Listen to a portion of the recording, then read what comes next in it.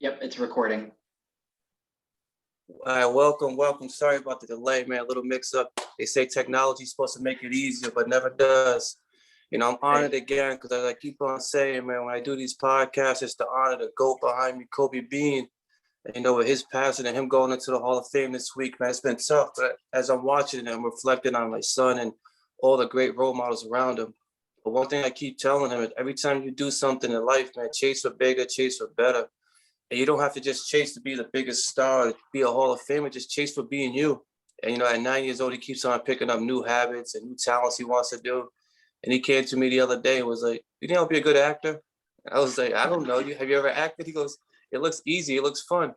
And me being me, I always say, man, whatever my son says he wants to do, I want to find someone local he can relate to. I want to find someone that he could say came from the same area as him. And that's what I did today. That's why I'm honored to have on a special guest for the second time that somebody came from the same middle school as me, same high school as me, just a couple years apart, well, probably a decade apart. But I'm honored to have my dad, Diego, on. I'm not going to butcher his last name, but man, welcome for joining me. Thank you. No, thank you so much for having me. I always tell people, man, 2020 was crazy. And, you being out in New York and being in the acting world, firsthand how crazy it was. When you think back on 2020, what do you really think about? I guess the first word that comes to mind is rebirth. It was really messy for sure. 2020 was not necessarily kind to many people, different industries. It really did not discriminate in terms of having people, forcing people to stop and think about everything. And as an actor, what it did was it stopped everything. It stopped the entire industry, specifically theater. To this day, we're chatting right now on May 19th, 2021, and there's still no theater happening. So it's still rough out there, but slowly but surely the industry is coming back. Hopefully, having learned a few lessons after this year, and it will come back stronger. But yeah, being in New York was no joke during this whole situation. And as an actor, it's been tough, but the industry has been figuring out ways to continue to thrive as much as it can, even during a pandemic. And even me, I was able to shoot a very, very small scene for a TV show back in October, which we were still mid-pandemic, October 2020. And I was required to take multiple COVID tests while being on set. And we shot the scene. Everyone was wearing masks except for the actors, but we were only able to take the masks off while the camera was rolling. Other than that, we were still masked up. And yeah, it's been tough, but we're hanging in there. And it's funny because my wife has been watching This Is Us, and they have the scenes when they're wearing the mask. And I thought it wasn't really like that, but hearing it from you, it seems like that's what it actually was. Yeah. Was that a big adjustment to get used to on the scene? Funny enough, because October, so already quite a lot of time had passed of people wearing masks and being very careful and socially distancing. What was difficult to adjust to was actually taking the mask off in front of other people, at least for me. So the opposite thing happened. Yeah, it was really odd to have to be asked to take the mask off, being in close proximity with other actors and knowing that they had gotten their negative tests in and everything, but still it was quite strange. Yeah.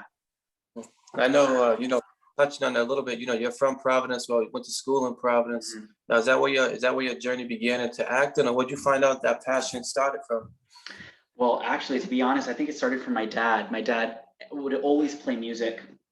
And whenever we would have birthday parties, he would pull out the guitar. We would always sing happy birthday with my dad leading everyone. And so that's where kind of an interest in the arts started. But then from there, I would watch movies. And every single time I would watch a movie, I would come home and I would 100% believe that I was that character. I think the first time that happened was specifically with the first Spider-Man movie. I watched the first Spider-Man movie in the movie theater. I came home and I swore that I was going to be climbing walls that afternoon. It didn't happen, unfortunately, but my imagination didn't ever tell me to stop believing that I would be able to climb those walls. And so, yeah, my imagination was just kind of, not woke up, but it was nurtured that day really heavily. And I did not look back. And then very slowly I started saying, oh, people play pretend not only in the movies, but on stage.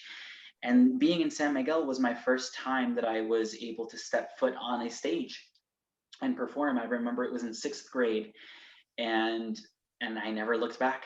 I only looked forward, and I kept going forward, and here we are today. Now, do you prefer the stage, or are you more comfortable actually acting behind the scenes? Oh man. Well, I mean, behind the camera. Well, I like it all. I like it all, to Mhm. be honest. I think right now what I miss is theater. I do like having an audience there because you get that connection, kind of immediate connection with other people, with other human beings, and you're telling a story and everyone is enjoying the story together. Um, yeah, I'm gonna say that theater is what I'm missing right now. But of course, listen, if someone calls me up and they're like, "Come to set tomorrow," I will be there.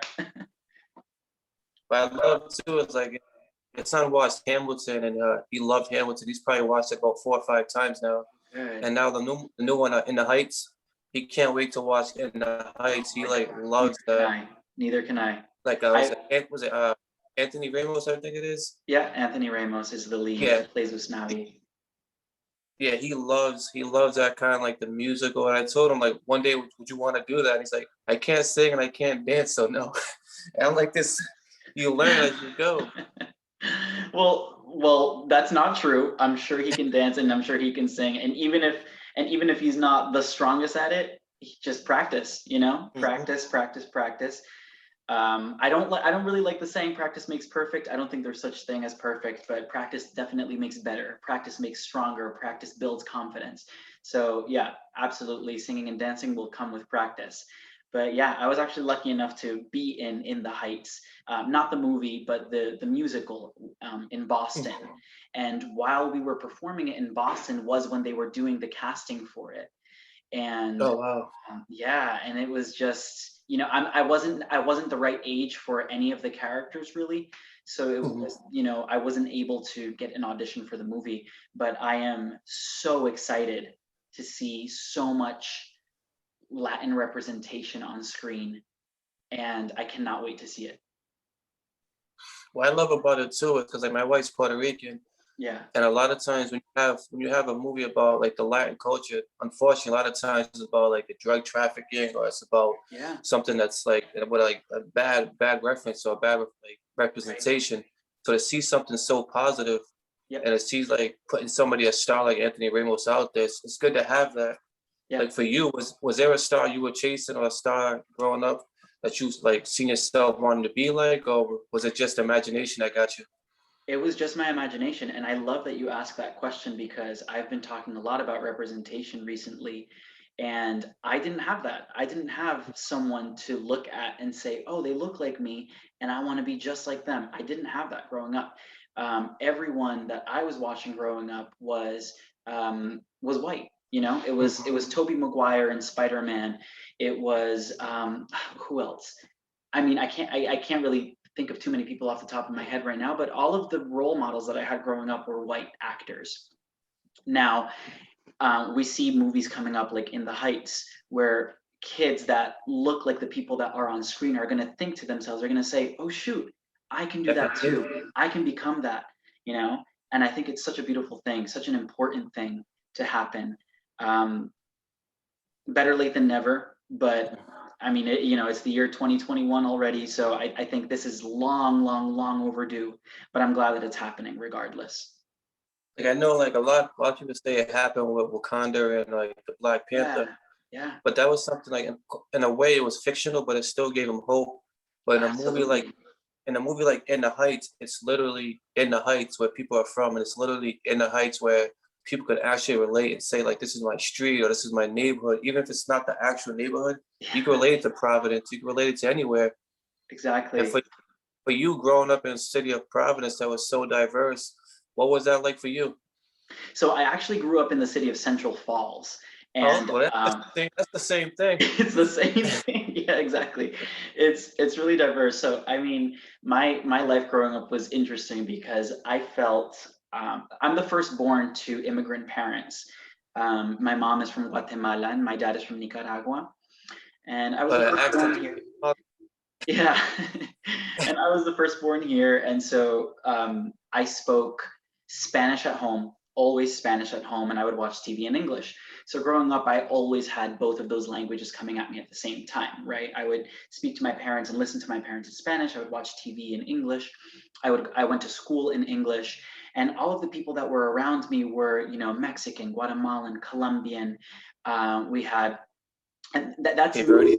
that's mostly what was in at least in my area of Central Falls. But then I go to school and we're surrounded by Black kids and African American kids and and Latinx kids. And then we go and then I go to middle school in San Miguel. As you know, it's similar. It's a similar demographic of people that go to that school. I always felt this level of comfort. I felt that I knew the group that I was in, the crowd that I was in. I felt that I could relate to all of these people because it was what I was always surrounded with. Then I go to high school, Lasalle Academy, and it's a Yeah. complete 360. Oh yeah. Holy moly. I was like, wow. I think high school may have been the first time that I felt like a fish out of water. I Well. just felt so, it was a little, I'm not going to lie to you, it was a little overwhelming because Mhm. I was not used to it. And then also the activities that I chose to do were predominantly white. I was doing theater, and I mean, I think for all 4 years, minus maybe 2 shows in my senior year, I was the only Latino. I was the only one. Mhm. So it was just it kind of threw me for a loop, and yeah, and that's when I learned that I was quote unquote different. Gotcha. Yeah. I know like one thing with my son is like he'll do an event and somebody will ask me, oh, how many black kids were in the class? How many black kids are playing? And I'm like, why does that matter sometimes? Like, why can't he just be the kid over there playing? Or why can't he just be the person acting? And Yeah. that's what I think that like with San Miguel, you never got, how many of this race was in the class because it was just all a brotherhood. Right. That's something that you need wherever you go. And Right. like for me, when I was at San Miguel, we was a close group, and I'm still connected with all the guys. But then going into LaSalle, when there's 1,200 kids in your school, it's kind of hard to find that bond. When you find it, regardless of race, like two of my best friends are white. When you find that bond, race doesn't really matter. Right. Sex doesn't even matter. You can have your best friend that could be female, male, female, whatever it is. It's just that person that you connect with. Now, do you have any lifelong friends from San Miguel, LaSalle that you're still connected with? Oh yeah, for sure. I have people that I talk to constantly, and then people grow up and relationships change. So you maybe talk to some people less that you had a strong connection with before, and vice versa. Sometimes it's people that you didn't really speak to all that much, and then all of a sudden you become more connected later on in life. And I'm lucky enough to have had both of those situations happen for me. So yeah, I still continue relationships with people that I had gone to school with in San Miguel, and also people that I went to school with at LaSalle. Mhm. So yeah, it's been really great, and we're all over the place now. Yeah. We're in New York, we're in LA, we're in London, we're just all over the world, and it's really nice to see how like I I feel like acting has turned me into a nerd in terms of human beings Oh, and developing and growing up. And I think it's really lovely to think about how my friends that I had all, from San Miguel to LaSalle to the University of Rhode Island, to see where we have all come and what we're growing up to become. now like growing up, I mean, you went from San Miguel, LaSalle, URI, and that's all about Rhode Island. Those are all Rhode Island Yep. staples. Yeah. And then you went to New York, and you went to that's like the biggest. That's a big adjustment. It's a What was big that like being shell shocked going out there? Well, the way that it happened was that I was actually doing In the Heights in Boston, Mhm. and I was lucky enough that two of the people that were in that show were represented by the same talent agency, and so that talent agency went to go watch the show. And of course, they saw me in the show. So then I reached out to them, and the agent said, "Hey, I would love to meet with you. Can you come over to my New York office?" So I go to the New York office, we have a meeting, and she signs me right there Oh, within the wow. first meeting. So I got very lucky with that. And because she signed me, I had to be in New York. So from the moment she signed me, it was 3 weeks from the moment that I was living in New York. So it was very, very fast. Um, it was a big adjustment, because here the majority of people travel through with public transportation on the train. In Rhode Island, I was used to driving from here to there, and here it's the train. I got lost more times than I want to admit, um, but it was yeah, it was a tough adjustment, especially because I was leaving everyone that was in Rhode Island. I was now using public transportation. I had to find a new, quote unquote survival job. And yeah, but here we are. I figured it out. Um, the important thing was that I came here because I wanted to keep acting and acting in stories that I wanted to tell. So I was able to figure it out. Here we are 3 years later. Now, I know you say you went to her to ask, you went and talked to her. Where do you get that courage to just take that step and ask? Because a lot of times people want to take that chance or take that step, but they're afraid to be the one to ask that question or be afraid to make that call. What gave you the courage to make that call?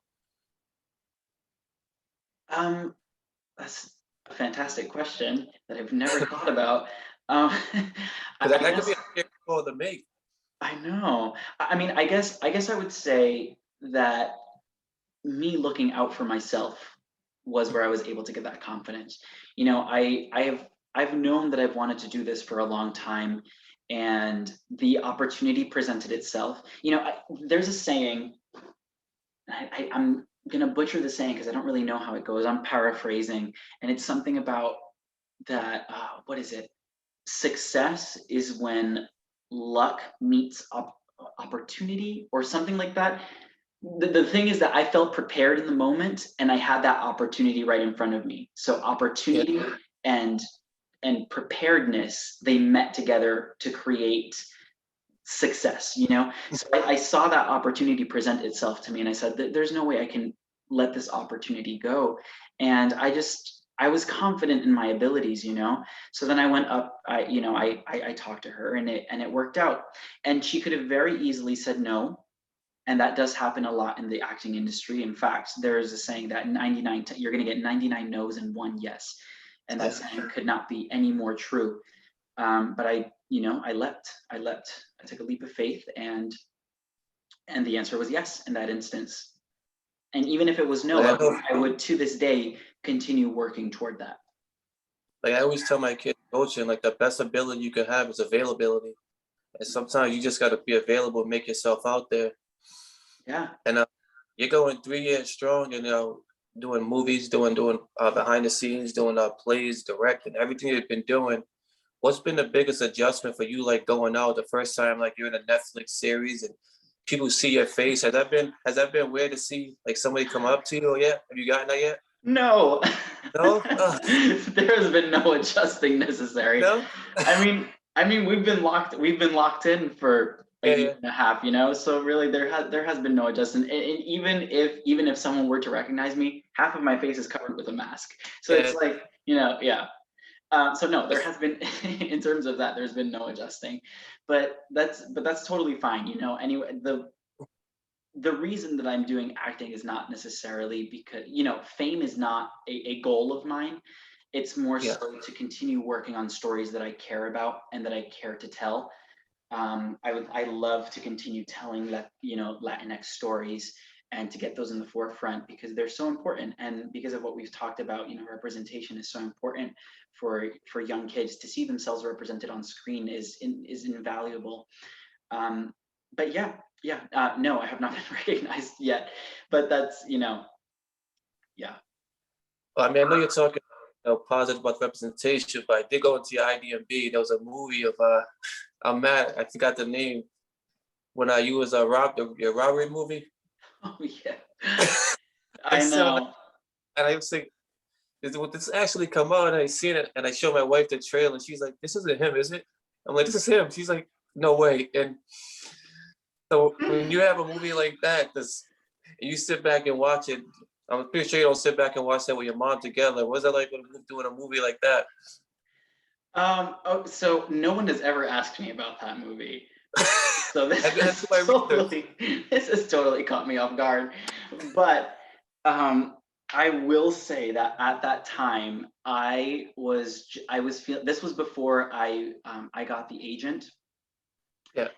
And I was in a place where I was so desperate. I'm not gonna lie to you.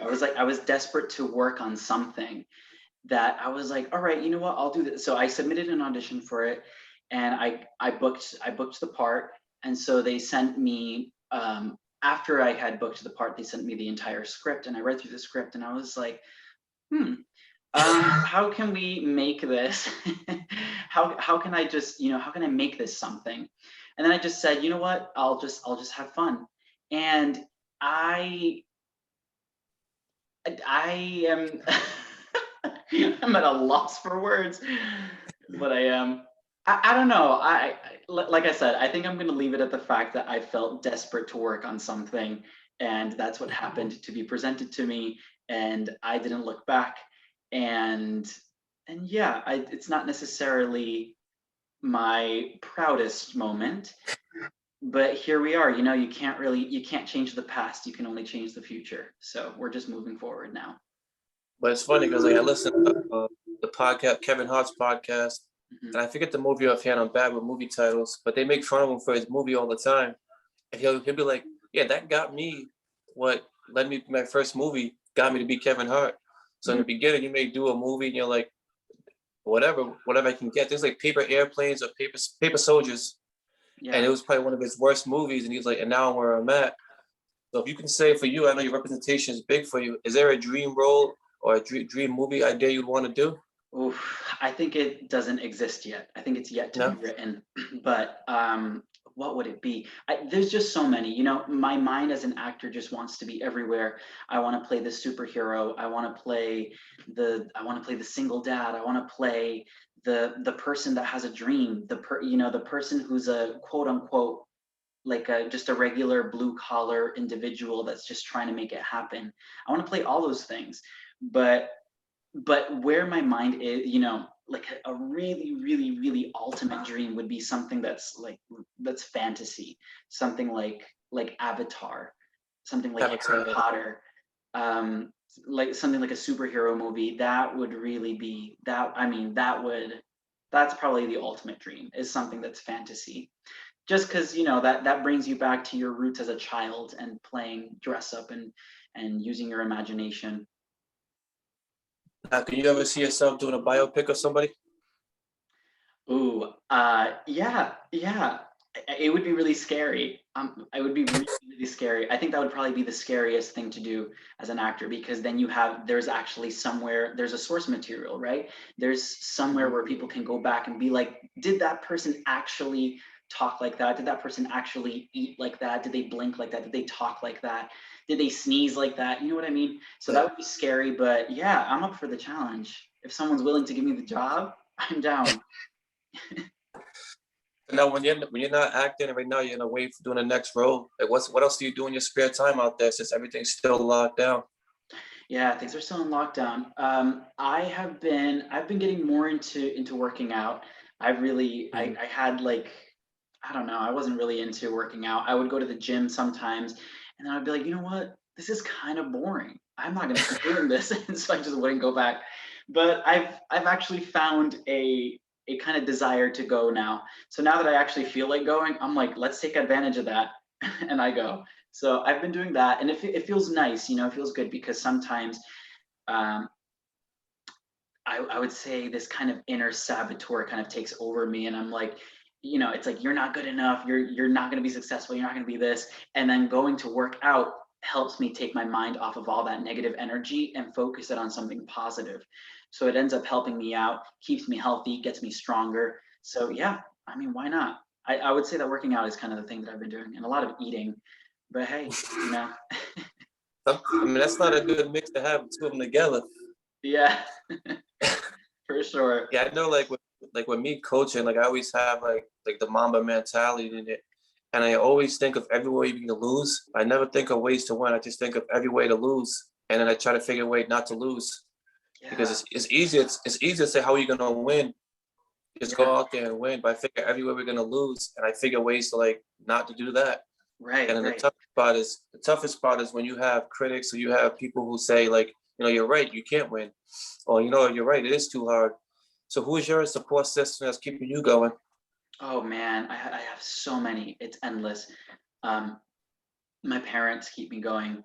My friends keep me going, both from San Miguel and Lasalle and URI and on. My partner keeps me going.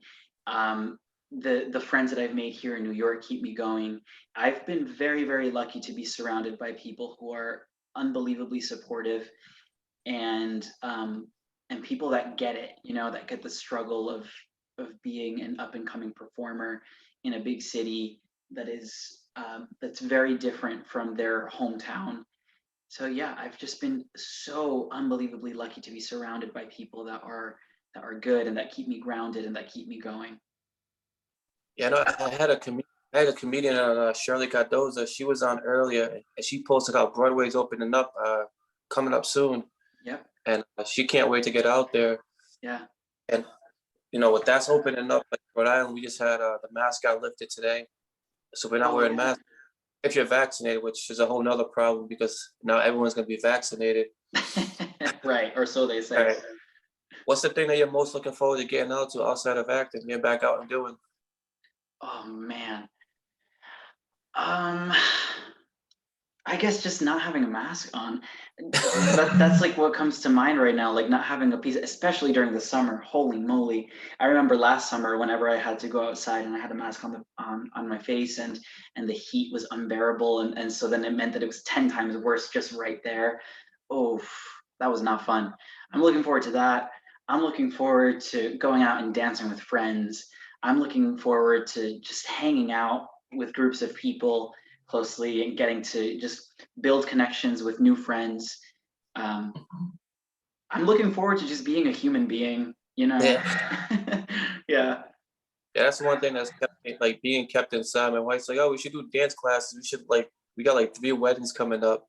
And I was Yeah. like, "No, dances is not for me." I'm like, "You just go do the dance and I'll just keep your drink company and be, yeah." Right. Like even when we was getting married, like we did the marriage prep and we did some wedding dances. Mhm. It was just not for me. So Right. now, so if you have a scene come up and you're comfortable doing the dancing and the singing and acting all at once, a big triple package, you're comfortable doing all three? Oh yeah, for sure. That's where I Yeah. started actually. Yeah, I started doing musical theater. So dancing, singing, acting all at the same time, that's my jam. Yeah, I give you credit because I couldn't do any of like I love poetry. I love spoken word poetry, but with me when I was doing it, and then I got a couple good feedbacks, and then someone said something negative one time, and I was like, huh? And it just broke me. I took that one negative critique, and it just bothered me afterwards.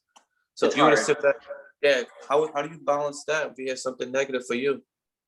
I don't pay attention to it. It's hard Yeah. because the thing is that I sometimes tell myself negative things. So I have to, getting over that obstacle is one thing, but then for someone else to tell you that can really mess you up. So I just don't, I don't, one, I don't go looking for it. So after the Netflix series came out, people would sometimes send me articles that were published about the series, and I would refuse to read them. I have not read anything about the Netflix series that I was in called Dash and Lily. I have not read a single thing to this day, and I refuse to because even if it's good, I don't want it to inflate I don't want an inflated ego, and if it's Yeah. negative, I don't want it to feel like it broke me. So regardless of whether it's good or bad, I don't think it's good for me. So I just avoid it altogether. Now, you did watch it though, right? I did watch it, yes. It is so funny because my wife and her friend they watched it and they were getting so mad because I guess like she's like, why don't she just tell him? Why don't he just tell her? I'm like, you just gotta keep on watching the show. But there'll be like 2 episodes in, and then like as it gets going, they're like, really? And I'm like hearing them yelling in the other room as they're watching it. Because you're sitting there, if you watch it with someone, you know everything that happens. What is that like just to sit back and watch your final piece come to life? Well, the first time that I watched it, it was more surreal than anything. So I was not able to even pay attention to the action going on because it was, it was weird to see that the intro, the Netflix intro that it has like the colored lines and it has the sound and then it says Yeah. Netflix and then the show starts. So to see that happen, that intro, and then all of a sudden see my face on screen was like, it was so weird. I was like, how is this happening? This is so weird, so crazy.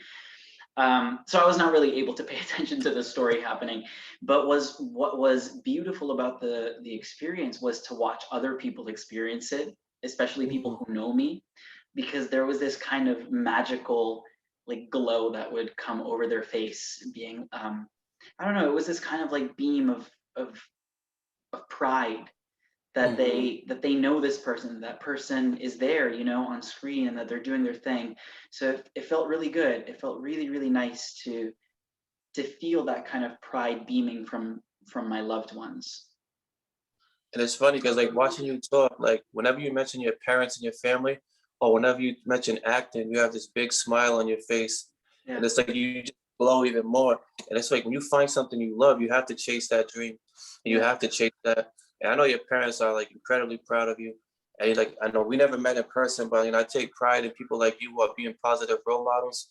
And even like just following your page on Instagram, like seeing how you're an actor and you're doing everything in your life, but still you take a stance on topics that you mentioned about. Even when you did a post a while back, right around the Black Lives Matter, Yeah. you're not afraid to talk about anything. Right. And we need more people like to get out there and talk, even if it's not something that's directly related to you. I Hmm. mean, like you don't have to be black to say something with the Black Lives Matter, and Yeah, that's why I want absolutely to. not. That's why I want to salute you because you're being a positive role model and you're a leader in the San Miguel community, LaSalle community, and you left Rhode Island. You're doing great things, and more people need to shine light on people like you who are being positive and doing great things, not just you know great athletes. Because to be a great athlete is ridiculously hard to make it to the league, but what you're doing right now is just grinding in a different kind of way. I want to bring you on and salute you and tell you thank you for the role model and the leader you're being. Thank you so much. I mean, I learn it from everyone that I'm surrounded with. It's not even, I feel like I'm just kind of relaying the message. I don't really know how to put it into words, but yeah, it's important to stand up for those who can't, for those who want to but are unable to.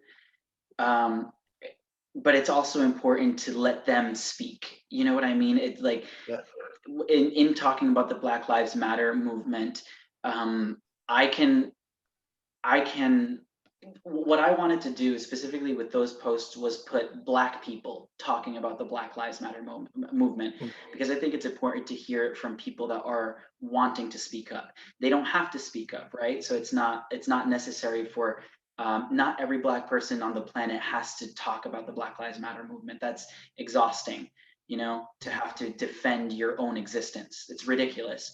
But if someone is willing to do it, we have to be here to let them do so and listen. So I think that what I've been trying to do more than anything is listen to everything happening, with the attacks on Asian Americans that have been elevated, with everything that has been going on. I've been trying to always keep an open ear and listen to what's going on. Yeah. And it's powerful because a lot of times when you listen, sometimes people listen, but they just let it go in one ear and out the other. But you Right. using your platform doing way more. And again, that's why I respect you and I salute you.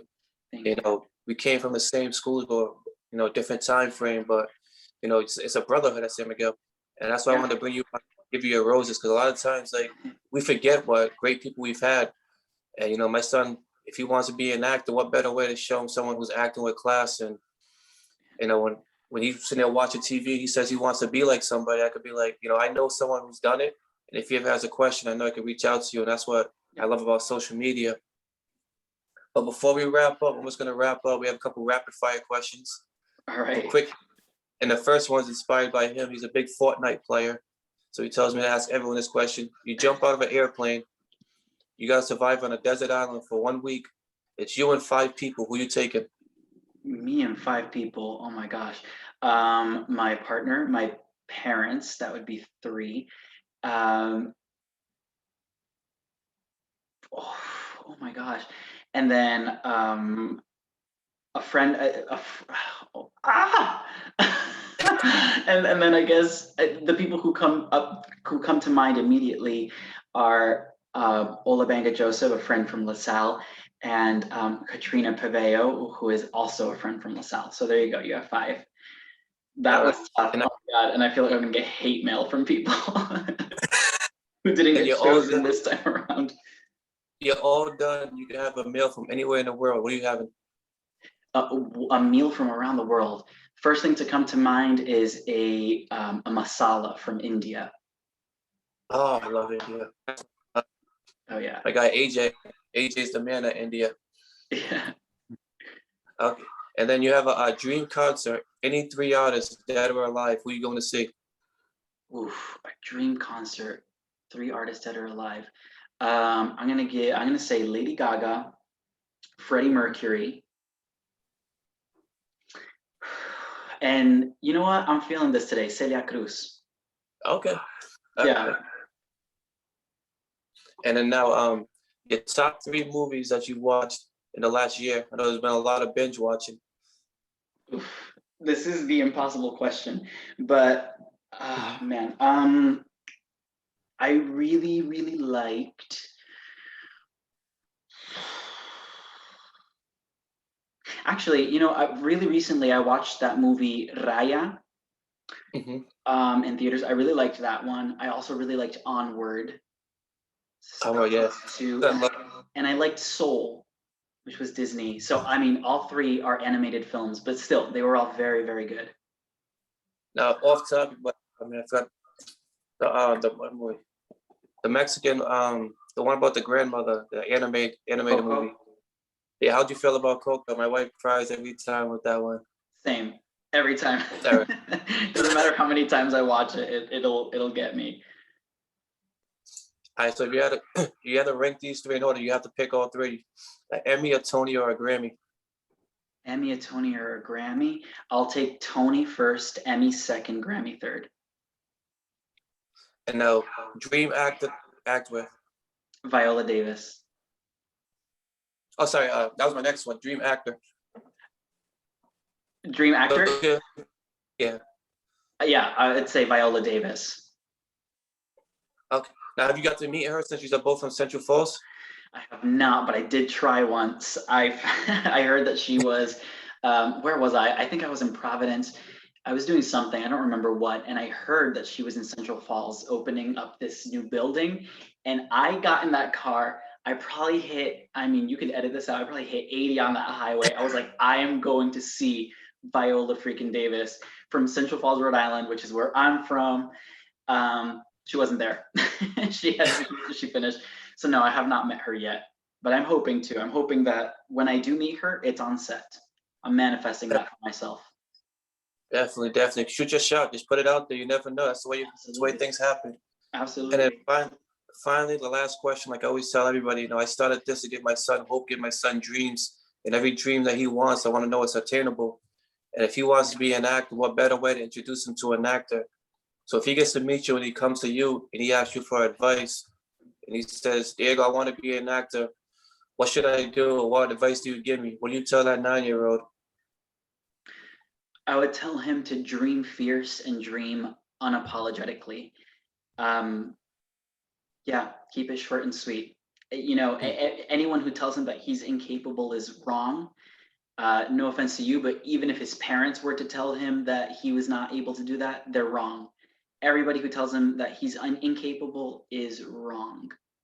Dream fierce, dream unapologetically. And you're dreaming big and you're dreaming fierce, and that's why you're going after your goals, man. Absolutely. You keep those up, and I'm proud of you. Thank you for coming on. Thank you so much for having me. All right, thank you.